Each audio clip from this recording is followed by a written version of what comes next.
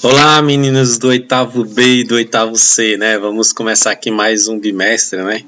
O quarto e novos assuntos, mas nem tão novos assim, né? Então, quarto bimestre, professor, mas não era ciclo?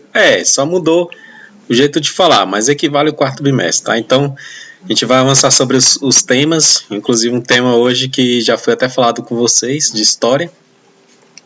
E antes disso, eu vou explicar como é que vai acontecer a questão do portfólio que vocês vão enviar. E vamos lá. Tá aqui o nome professora Elaine, porque o slide é dela, tá? Então, só peguei emprestado. E vamos lá. O objetivo da aula, né? O tema da aula é escravidão no Brasil no século XIX. O tema é esse, escravidão no Brasil no século XIX.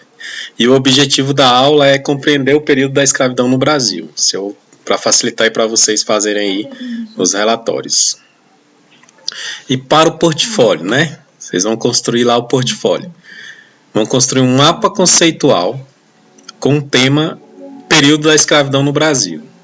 Então, o tema geral é esse. Vocês colocarem lá escravidão no Brasil, ele vai dar um leque de opções para vocês lá com relação a esse tema. Vocês vão fazer esse mapa conceitual na folha A4, chamado Chamex, na folha branca, aquela normal.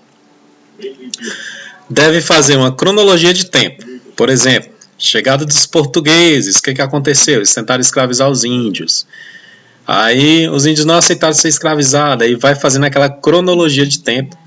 As leis que foram assinadas, enfim, até chegar em 1888, que é a libertação dos escravos com a princesa Isabel. Então vocês vão fazer uma cronologia de tempo.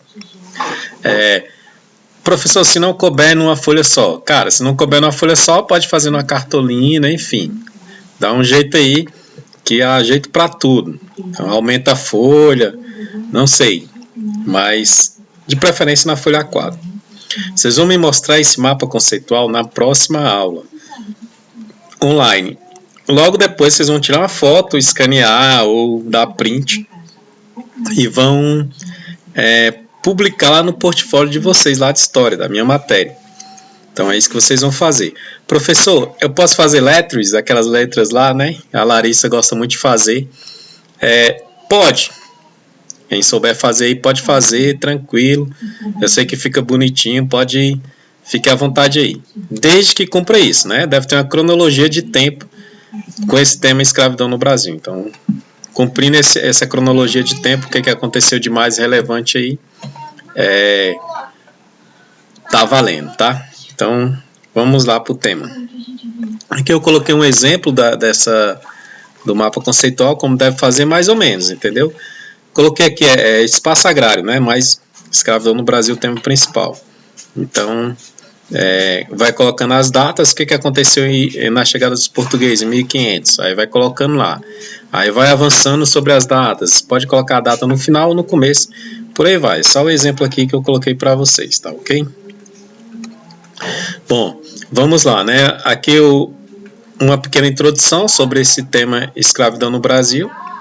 O estudo da escravidão africana das Américas vem sendo discutido sob diversas perspectivas temáticas ao longo dos últimos anos. Os pesquisadores, de acordo com seus questionamentos e referências, estimularam o debate de pontos como demografia, que é a quantidade de pessoas que vivem no lugar, as famílias escravas, a economia da escravidão, revoltas cativas, os quilombolas, as etnias, as nações, a abolição, a transição para o escravo livre, enfim, esses são temas que a história vem estudando ao longo do tempo, para poder entender por que a escravidão ocorreu de maneira tão perversa, vamos colocar assim. Nesse espaço vamos focar no ser escravo, então no modo de vida do escravizado, suas formas de resistência e o papel dos abolicionistas, tá? Então vamos lá, avançando sobre esse tema. Ser escravo no século XIX. Quando se fala de escravidão no Brasil, no século XIX, qual a primeira imagem que lhe vem à mente? Essa é a primeira pergunta. Geralmente nas primeiras referências que nos ocorrem são castigos, né? A gente não vê o escravo como um ser trabalhador, enfim, a gente vê ele trabalhando, mas sendo castigado ao mesmo tempo, que a sociedade foi perversa com ele, vamos colocar assim. Então, quando a gente nos apresenta esse tipo de questionamento, de pergunta, o que é o ser escravo? Como foi o ser escravo? Pelo menos eu já vejo pessoas negras, né, sendo açoitadas, trabalhando até a exaustão, e de certa forma foi isso mesmo, tá? Entretanto, ser escravo no Brasil não foi uma experiência homogênea, única dessa, né? Percebe-se a heterogeneidade. O que acontece? O homogêneo é uma coisa só, ele era escravo, apanhava, não era só isso. Ele fazia diversas coisas nessa sociedade. Para compreender diversas possibilidades de existência da escravidão. Nos estabelecimentos agrícolas, por exemplo, nas áreas rurais e nas áreas urbanas no Brasil no século XIX, era mais comum e cotidiana do que se imagina. Então, a gente imagina, o escravo apanhava, tal, não sei o que, tal, mas ele definia a sociedade atual. Ele definiu, de certa forma, a sociedade atual. E naquela época nem se fala, né? Então a gente tem a imagem de que ele era simplesmente um cara que era feito para trabalhar. De certa forma era, mas só que ele também definiu alguns modos de vida que a gente tem até hoje, né? A seguir as características gerais da escravidão. Coloquei aqui algumas, né? Colocamos algumas, né? Os escravos rurais. Era a maioria dos cativos, né? Era a maioria desse pessoal, porque o país era um país que vivia na roça. Então, se a maioria da população vivia na roça, né, no meio rural, obviamente ia precisar desses escravos lá, tá ok? Por isso que a maioria desses escravos realmente era trabalho de lavoura. Até porque o país estava sendo colonizado ainda, né? Então não tinha grandes cidades para eles viverem. Habitavam senzalas, que era a casa onde eles viviam, né? Eles viviam de maneira precária, como vocês conhecem. Eram utilizados principalmente na economia canavieira, no Nordeste, e cafeicultura no Sudeste, que eram as principais plantações que existiam no país naquela época. No Nordeste, devido à chegada dos portugueses, eles começaram a plantar mais cana, então precisava de pessoas para colher essa cana, arar as terras, enfim, e essa função era dos escravos. Do mesmo jeito no Sudeste. A maioria trabalhava em todo o processo de produção, desde preparar a terra até a colheita final, né? O produto final. No caso específico do açúcar, poderiam ser encontrados nas lavouras, passando pela produção do açúcar de engenho, na casa de moenda, né, onde moem, nas caldeiras e nas casas de pulgar, né, que onde beneficiava essa cana.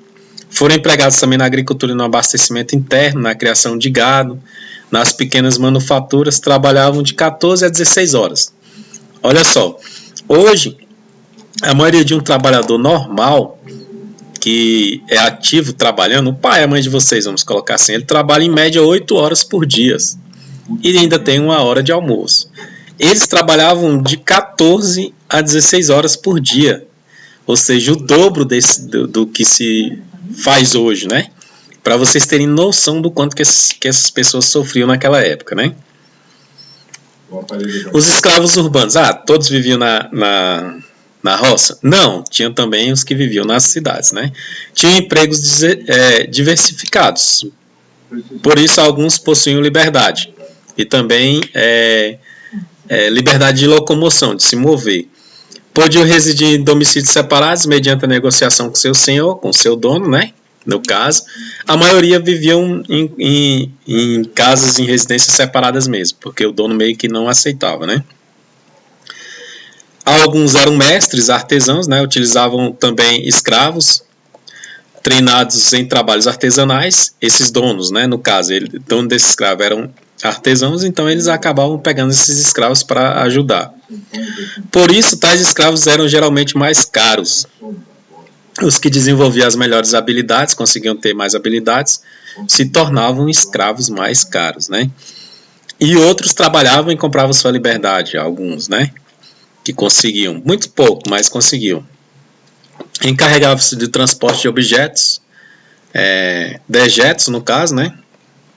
E as pessoas, além de serem responsáveis por uma considerável parcela da distribuição de alimentos e da água que abastecia os centros urbanos. Então, os alimentos e a água chegavam até as pessoas nos centros urbanos devido à mão de obra escrava. Então, eles que carregavam, levavam esses mantimentos e a água até esses centros urbanos. Havia ainda aqueles que trabalhavam nas ruas, prestando serviço, realizando trabalhos manuais ou vendendo artigos, alimentos, que a maioria das escravas negras, principalmente, eram quituteiras, que faziam quitutes, né, muito bons, gostosos, né, então acabava sobrevivendo dessa forma. E aqui essa foto, né, a presença da escrava no espaço urbano, coloquei para vocês, era mais ou menos dessa forma mesmo, tá? Os casebres e os escravos trabalhando o dia todo e seus donos geralmente ficavam em casa. Aqui outra foto bem interessante que eu achei também. Observe os personagens dessa imagem, identifique suas vestimentas, suas ocupações e tenta imaginar como viviam, né? São mulheres geralmente que trabalhavam até a exaustão, né? Lavando roupa, fazendo coisas, vendendo coisas, enfim, de tudo elas faziam. Sem contar a violência doméstica que elas sofriam também,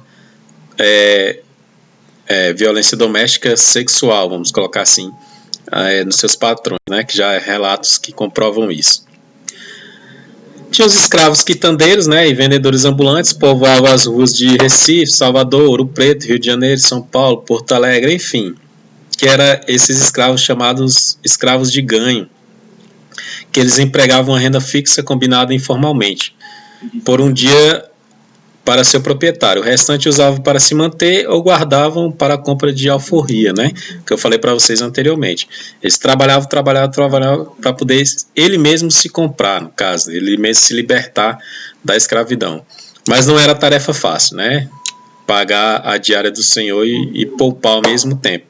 A maioria morria e não conseguia essa tal liberdade, né? Esse tipo de atividade exigia liberdade, circulação, uma permanência demorada nas ruas.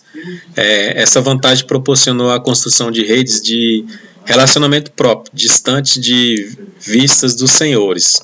Então, essa forma de viver na cidade meio que afastou um pouco os escravos dos senhores. Então, eles acabavam tendo alguns benefícios com relação a isso. É isso, meninos. Um pouco sobre a escravidão. E qualquer dúvida eu estarei lá no fórum solucionando as dúvidas de vocês lá, tá? E sobre o mapa conceitual também, quem tiver alguma dúvida lá, só perguntar lá no fórum na medida do possível no nosso tempo aqui. Eu vou solucionando os problemas lá. Muito obrigado pela atenção de todos. Fiquem todos com Deus.